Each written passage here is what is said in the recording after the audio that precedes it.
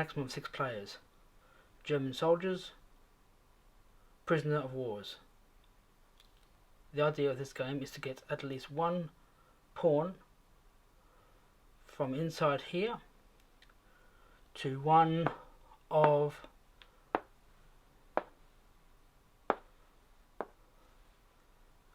the safe zones. To do this, you need a key to access the gates, the doors. You need a pass card to get you through to the pass. And for the other exits, you need wire cutters to get you through the wire, and last but not least, rope to get you over the walls. The way to achieve this is the following. The game is played with 2 dice, security card, opportunity card, which comes from 3, 7 or 11 on the draw, a personal escape kit, which every player must have to even consider escaping, equipment card, which comprises of pass, cutters, rope, key, and also has portions of the escape kit as well. You can only hold 3 cards at the maximum, unlimited amount of these ones, and when the time runs out, if you have a time limit like an hour or 2 hours, you can go for the do or die card. Now, to gain your escape equipment, you are going to require 2 pawns or people in the same room, for example the rope, or 1 in each of the rooms, for example the wire cutters. Now, the problem you have is to get from the center here to one of the rooms without being caught by the guards. For a guard to catch you, for example, if a pawn is there, the guard requires a 4. 1, 2, 3, and they're in jail. Originally, the advanced warning of search card only helped the escape team of 1 player move their POWs to a safe area. The card on the left, however, is from the re-release of the board game, and during the actual time at Colditz, no POW had the power nor the authority to cancel a search or repel, which means that the German officers' orders of search and repel could not have been stopped. Bribing a sentry happened often, mostly with chocolates and cigarettes. So the POWs used to give away chocolates and cigarettes to gain equipment that they required. POWs did a bit of diversion of a guard, especially when it came to doing escapes and for even collecting equipment that they required.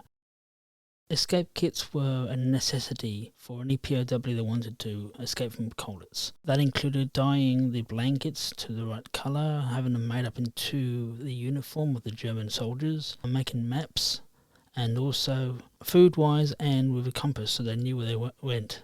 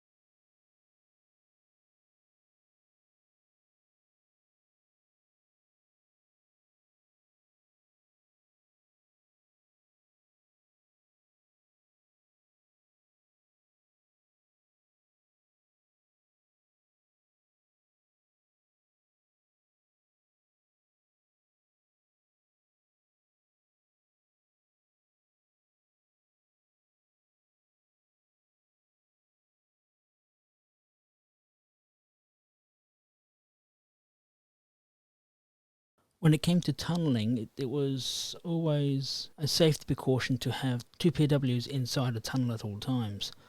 So if the person escaping was having trouble or fell foul to the tunnel, if it collapsed, for example, the second POW could actually pull them back out.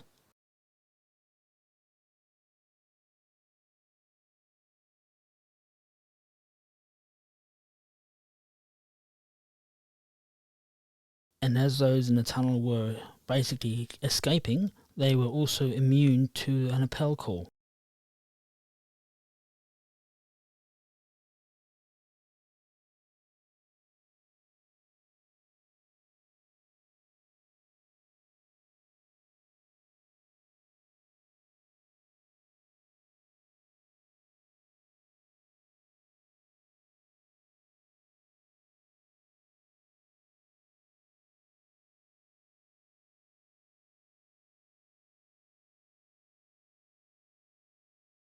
Prisoners of war also spent their time making and duplicating passes and keys, and they were artists in this field. So this made it easier for them to forge documentation to escape.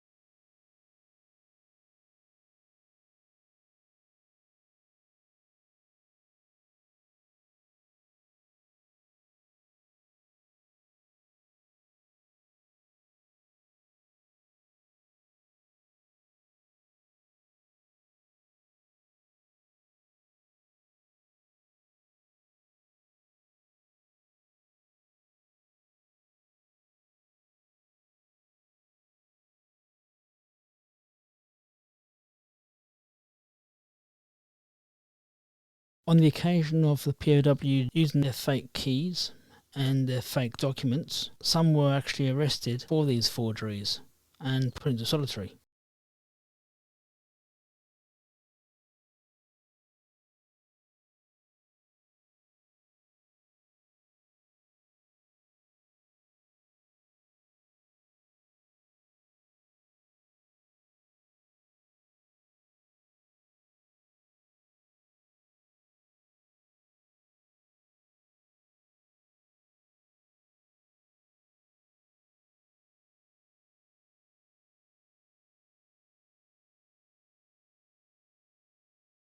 On really a regular occurrence, the German officers would do searches in rooms in the hope of finding escape equipment and property that they were not supposed to have.